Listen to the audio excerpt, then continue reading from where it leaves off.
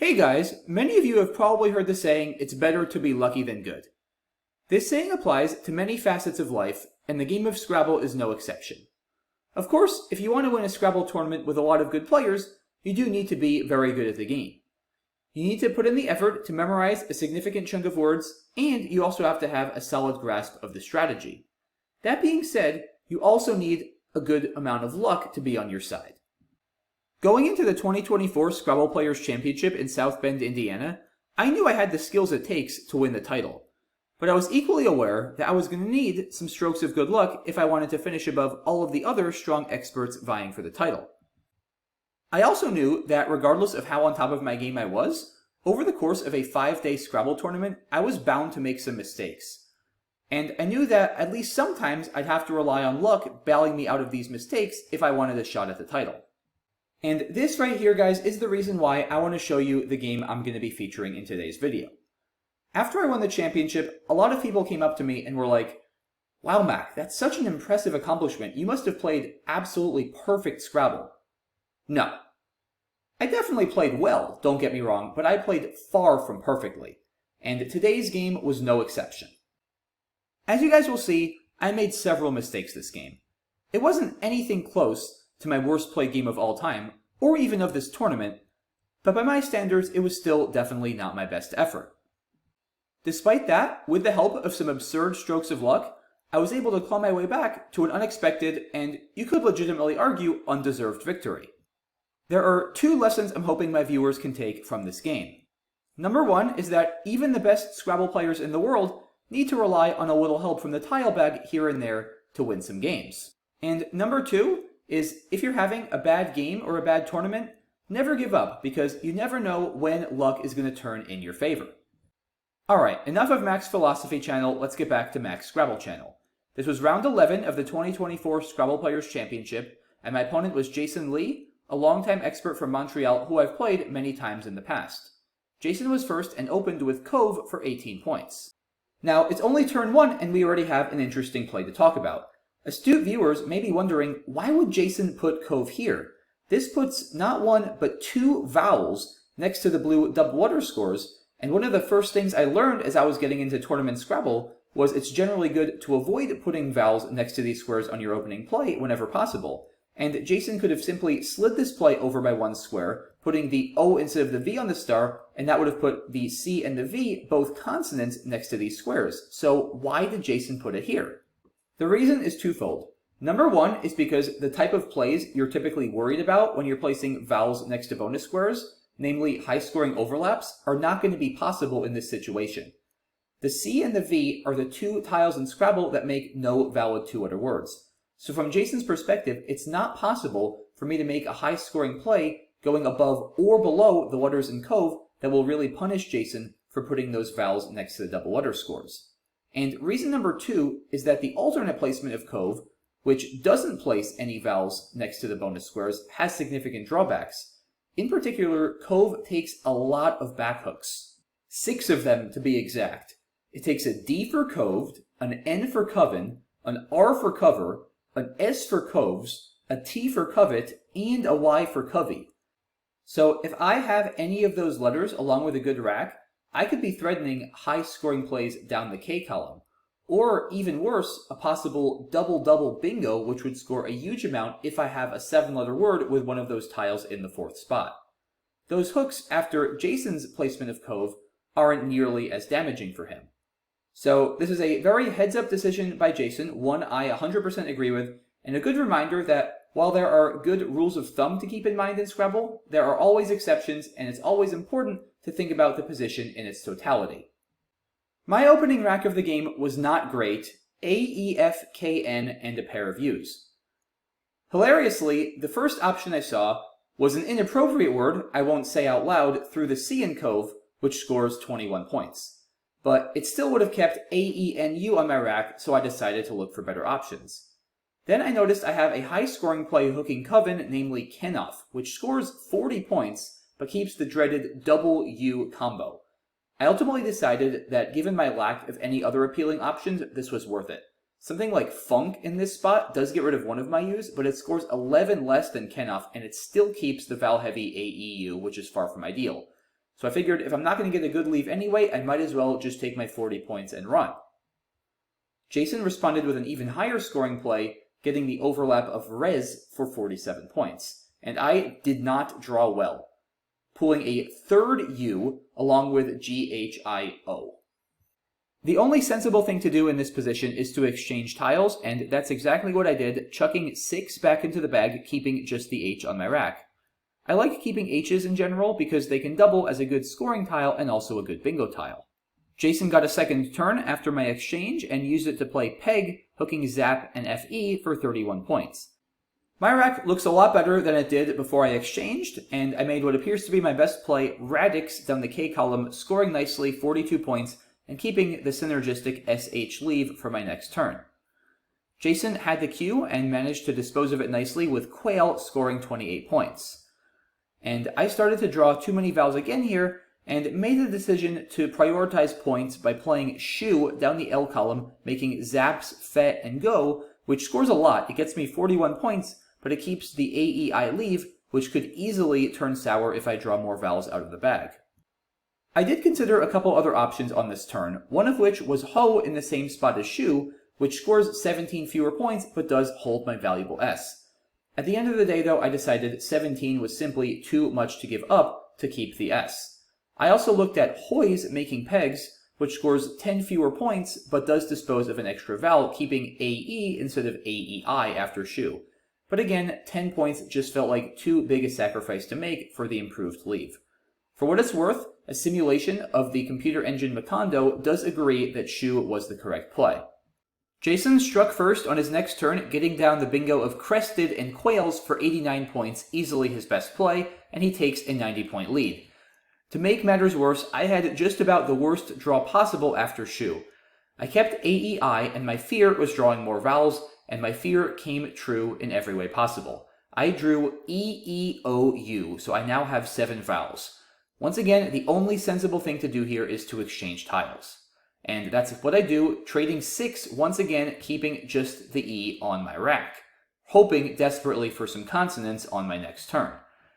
Jason was showing no signs of slowing down, with EILNOS blank. The only good news for me is that he doesn't have a triple-triple, but he has a plethora of bingos here, and he finds his highest scoring one, Telsonic, for 80 points. Jason is now up 170 points, and I did get my wish for consonants, but too many of them. I drew BMMW out of the bag, and I don't have a lot of great plays here. My highest scoring option here, which I saw, is Blue for 33 points through the L and Quails. But this keeps the clunky DIMM leave, and being down 170 points, I need to bingo ASAP, so I didn't really like this. I also looked at Mew down the O column, which keeps a slightly less clunky leave because it unduplicates the M, but BDIM is still pretty tough to bingo with, and this also takes out a valuable bingo line for me down the O column that could prove useful. So instead, I decided to sacrifice a lot of points playing Womb for 18 through the O and Coven, because it keeps a much more bingo-prone leave, including the valuable E, and it creates even more space. If I can draw the last S or one of the 2 Ys, I'll be able to play something with Woombs or Woomby across the 11 row, which could give me another pathway back into the game. Interestingly, computer simulation does still prefer taking the points with either Blue or Mew, but I'm fine with my play of Womb here. I wouldn't really consider this to be a mistake. Now you might be thinking, wait a minute, Mac, didn't you say you made several mistakes this game, and you haven't really made any yet? Yes, just wait, they're coming, I promise. Jason finally slowed down on this rack, drawing some of the vowels I traded back to the bag earlier, but he makes a nice play here, scoring 31 points with a Wee down the O column, also blocking potential threats for me there.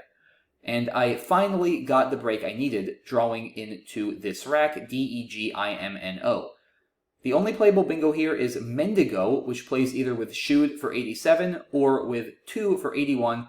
There's no good reason not to take the 6 points here. After all, I am down 183, so every point I get helps. So I get this down for 87, which is good, but I am still down 96. Thankfully, though, Jason can't really capitalize on the spaces I've opened and plays Noon through the O for 15 points. I draw poorly after my bingo, pulling 3 I's and a U out of the bag.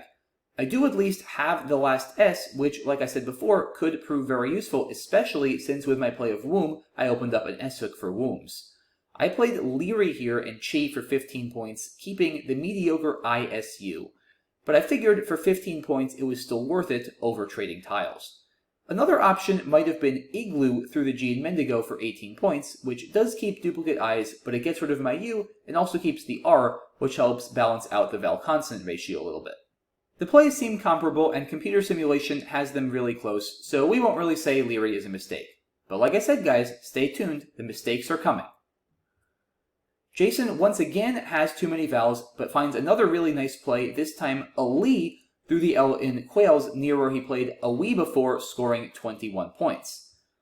And here I made another fairly good play, Fogey for 34 through the G and Mendigo. Now the leave here leaves a lot to be desired, AISU, but I need to keep the scoring pressure on if I want to try to stay within range such that one bingo could get me back into this game. And there aren't really a lot of options that keep a better leave, so this looks fine. Jason drew the J out of the bag and played Ahi for 27 on the 2 row, which makes sense as it blocks a very useful 7 line for me under the T and the E in Telsonic. And here, guys, comes my first mistake of the game. I was fortunate enough to draw the remaining blank after my play of Fogey, but unfortunately, I didn't make my best play here. I did bingo with a Mouties for 74 points, hooking the S on Womb to make Wombs, but I had a better bingo. I should have played Yaudias in the same spot. Now you might be thinking, well, okay, this also scores 74, so what's the difference? Why is this a better play? Well, the difference is Yaudias gives back significantly less counterplay to Jason, because it puts a Y in the triple word score lane as opposed to the much more dangerous A. It's far easier, as we'll see, for Jason to score a lot of points by playing through this A. And the thing is, I'm still going to be down almost 40 points after my bingo, so I really need to make sure that Jason doesn't score a ton there on his next turn, because if he does, he's going to bring his lead back up to an amount where another bingo might not even be enough. Either way, I'm going to almost certainly need another bingo after a Mouties to win this game, so I want to make sure at least that I give myself the best shot to actually win the game with one more bingo, and a Mouties makes that less likely because it increases the risk for a high scoring response from Jason. And that's exactly what happened, because Jason made a very nice play here, scoring 39 points with Adapter, and note that this would not have been possible if I had played Yaudias instead, so my mistake already coming to bite me. And here, Jason has taken a lead, 426 to 371. I am down by 75 points, and I make my second mistake in a row, and this one is bigger. Amazingly, I have playable bingos on this rack. If we go back a turn earlier, when I played a Mouties, the pool was horrendous for bingos. There are no more S's or blanks than seen, and also, most notably, no E's, which are usually very important for bingoing. There are also a ton of clunky consonants, including 4 T's, a V, and a Y. So I certainly was not feeling good about my prospects to bingo again after a Mouties, which, like I said, I pretty much knew I was going to need to do. So you can imagine I was very surprised to see ruttily available as a 7-letter word on this rack, which plays both down the B column for 57 and along the 14 row for 69. However, I was even more surprised when I saw I had a potentially playable 8-letter word of titulary for 76 points down the C column. Now, I say potentially playable because I was not sure whether this was a valid word, and in fact, I was leaning towards it not being valid. I knew that titular without the Y was valid, and also that titularly with an extra L between the R and the Y was valid, but I had significant doubts about this 8-letter word of titulary being valid. And it's definitely my best play here. After all, it is 76 points, which is a lot more than 69 or 67, especially since the game is going to be very close after I bingo. In the end, I couldn't convince myself to play titulary, so I chickened out playing the suboptimal ruddily for 67 points down the B column. Now you might also be wondering, wait a minute, ruddily on the 14 row under my is 69, which is 2 more than 67 over here, so why wouldn't you take the 69 points? And this one I actually had a reason for. I knew that I was still going to be the significant underdog going into the endgame regardless of which placement of ruddily I went for. Because remember, Jason is up 75 points. He is still going to be up by 6 if I play ruddily on the bottom and 8 if I play ruddily on the left. And he's going to have the next turn, so I'm going to need a very good 2-tile draw to not only give myself a high-scoring outplay, but also deprive Jason of a good play if I want to win the game.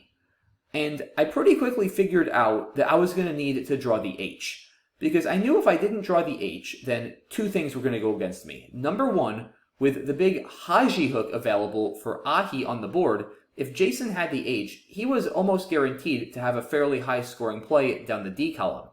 And number two, I saw a potential for a high-scoring outplay with the H on the 14 row under the E in Mendigo, making E.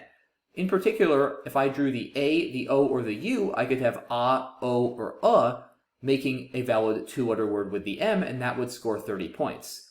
So I knew if I could draw the H in the vowel, I would be threatening a high-scoring outplay, and also that Jason likely wouldn't be able to score a ton of points himself. So that explains my decision to play for 67 down the B column, because if I play for 69 on the 14 row, I completely block my high-scoring outplay on the bottom.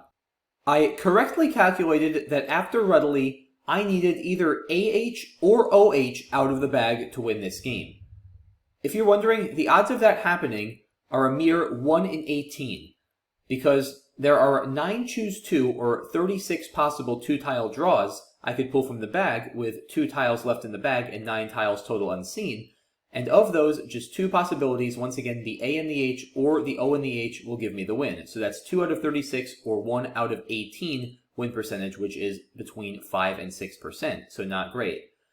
In case you're wondering, HU, as I mentioned before, would not win me the game. Let me show you why in all of these cases. If I draw AH, then Jason is going to have the fairly clunky rack of BGNOTUV, and he doesn't have a lot of good plays here. His highest scoring play would be Bong for 24 points on the 3rd row under Ahi, and if he does that, I'm going to go out for 30 points as planned, and I'm going to win, because I'll still be down 2, but I'm going to get 12 points from Jason's unplayed TUV and win by 10, 460 to 450. Note that it doesn't help Jason to try to block my high-scoring outplay with something such as Ungot on the 14 row, because I can still score well with for 28, just 2 points fewer than 30 under the L and the S in Telsonic, making the sneaky 2-consonant 2-letter word of SH, and this is going to be easily enough for me to win. So if I draw AH, Jason is sunk. If I draw OH, things are a little bit better for Jason, but as we'll see, still not quite good enough for a win. With this rack, his best play would now be Vaunt, scoring 29 points in the top left corner. After I now go out with O for 30 points, I'm going to catch him after getting 10 points from his unplayed B and G, and win by 3, 458 to 455. If I pull the U, however, after this placement of Ruddley, then Jason will be able to hold on, because now he has the higher scoring Gavit for 32 points. And this is barely enough to beat me after I go out for 30, as he is now going to win the game 458 to 456 by just 2 points when all is said and done. Note that Jason can actually garner one more spread point by blocking my high scoring outplay here with Gavit for just 23 on the 14 row, because now does not play under Telsonic, with LU not being a valid word. So I would have to settle for and Haji for just 20 points, and this is not going to be enough, and Jason here wins by 3 instead of 2, 449 to 446. In any case, if I draw UH out of the bag, Jason will win the game. Like I said, I played the lower scoring Ruddley down the B column for 67. What would have happened if I had played Ruddley for 69? Well, as it turns out, actually the same outcomes. I win with AH or OH and lose with everything else. It's actually not that hard to see, because if I draw AH or OH, I'm still going to be threatening the 28-point outplays under the L and the S in Telsonic. And it's basically impossible for Jason to block those without incurring a massive point sacrifice that he's not going to be able to afford. And likewise, if I draw UH, I'm going to lose, because I am now not threatening any high-scoring outplays. The one I had on row 14 is blocked, and Jason can still play Gavit, and I'll leave you guys to check the math. He's going to win. So both Ruddleys win exactly 1 in 18 under the same circumstances, needing to draw AH or OH out of the bag. But, like I said before, Titulary is definitely a better play. So how big a mistake was this? It's not hard to see that Titulary, like either Ruddley, is going to win with a draw of AH or OH, so I won't go through the details there. But now, when I draw UH, I actually have enough to win. Because Jason's play of Gavit for 32 in the top left, now I'll leave you guys to check, will lose by 7 points after I go out with under the ME and Mendigo. And blocking my high scoring out, which once again is Jason's best play by a little bit, Gavit for 23, is still not enough, because as before, I once again have and Haji for 20, which will be enough to eclipse Jason. I'm still down 2, but I get 8 from his unplayed BN, and I will win by 6, 449 to 455. If you think about it, it makes total sense that I would win by 6 in this variation after titulary, because I lost by 3 in this variation after my play of Ruddily, which scored 9 fewer points, 67 as opposed to 76, compared to titulary, and nothing else changed. So, titulary wins at least one more time out of 36, adding the 1 in 36 UH draw possibility to my win column. The question remains whether titulary scores enough to win some games when I draw something other than H and a vowel. I'm not going to go through all the details, but I ran it with Macondo, and it turns out the answer is no. So that means that titulary would have won 3 out of 36, or 1 in 12 for me, again, winning with AH, OH, or UH. Both placements of Ruddily, the 69.1 on row 14, and the 67.1 on the B column that I played, win 2 out of 36, or 1 out of 18, with AH or OH. So, that means that titulary is technically only a game-losing mistake 1 in 36 of the time when I draw UH. With every other draw, I'm either always winning if it's AH or OH, or always losing if it's anything else. So, is this a big mistake from a mathematical perspective?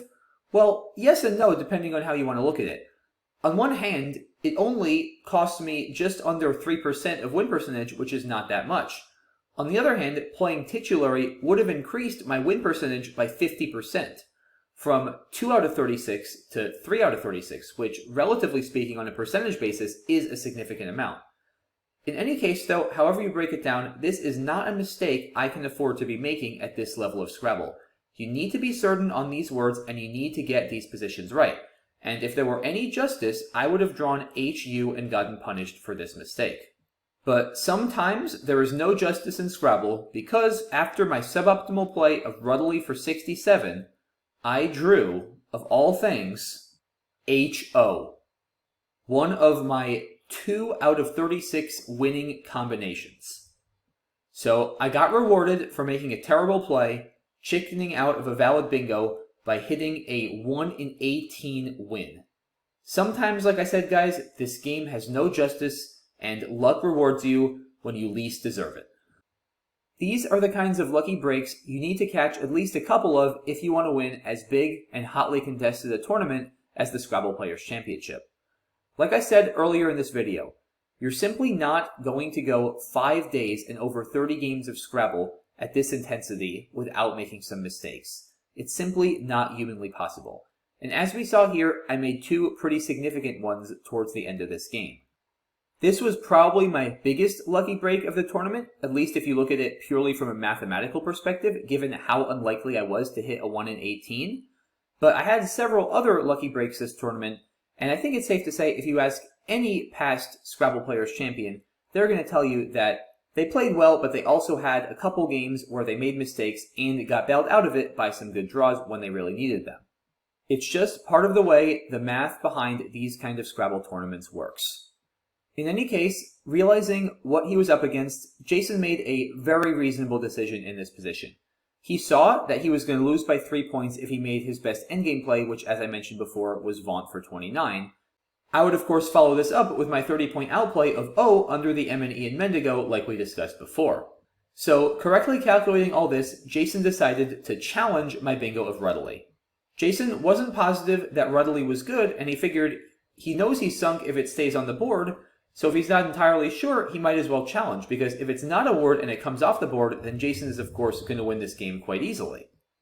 True, it is a gamble that will cost Jason some spread points if he's wrong, as I'll get a free turn, but if he has even a reasonable amount of doubt about this play, especially this early in the tournament, like I said, it's only game 11, the win is still much more important than around 40 or 50 spread points, so I think Jason made the absolute right decision here to challenge, given his uncertainty of the word. Now, it's worth mentioning, I happened to be 100% sure that ruddily was a word, even though, like I said, I had significant doubts about titulary, so much to the extent I forwent it. I had actually just reviewed all of the 7 and 8 letter words ending in ILY right before the tournament, since they're a notoriously tricky list to keep track of, and I've historically struggled and made some notable mistakes on these very words, so I made it a point to really drill these and make sure I was solid. As such, I was 100% sure that this was a valid word. But like I said, these are a notoriously tricky bunch. They've fooled many a top player, myself included, so totally reasonable that Jason wouldn't be sure of this, and like I said, totally sensible for him to make the call to challenge if he wasn't certain. In any case, Jason lost his turn after the incorrect challenge. I went out as planned with 0 for 30, and now instead of winning by 3, I did end up winning by a bit more, by 48 points, 474 to 426. So there you have it, guys. That was the game. And I'll repeat the 2 lessons I'm hoping my viewers will take from this game that I mentioned earlier in the video. Lesson number 1 was that even the best Scrabble players make mistakes and sometimes need to rely on luck to get themselves out of tricky situations. Lesson number 2 was that even if you seem like you're in a really bad position, never give up, because you never know when luck is going to turn in your favor. You may remember that earlier in this game, there was a point I was down 170 points holding a rack with a bunch of clunky consonants, including B, M, M, W. That is a really bad position to be in. It felt like a miracle to even be able to get to the point where I was bingoing with ruddily for 67 to make it a game, and even then I was still only going to be 1 in 18 to win. So it felt like even more of a miracle when that materialized. But yet, it happened, and these are the kind of things, guys, that don't happen often, but if you play enough games and you give yourself the opportunity, they are going to happen.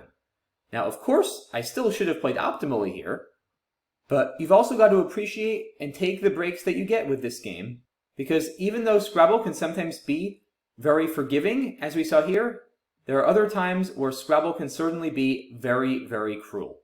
So, if you're getting unlucky, try not to dwell on it too much, and remember that luck can turn in your favor at any point. And if you're getting lucky, make sure you enjoy it and make the most of it, but don't rest on your laurels too much, because sooner or later your luck will turn, and you're going to need to bring your A game to make up for it. That's about all I have to say for today, guys. I really hope you enjoyed the game in this video, and also some of the more abstract and philosophical remarks I shared. I don't normally do that too much, but I definitely was thinking about it a lot this tournament, and I feel like it could be really interesting and also insightful for my viewers, so I really hope you found it useful. Let me know what you thought as always in the comment section. Thanks so much for watching, and I'll see you soon for the next video. Have a good one. Bye-bye.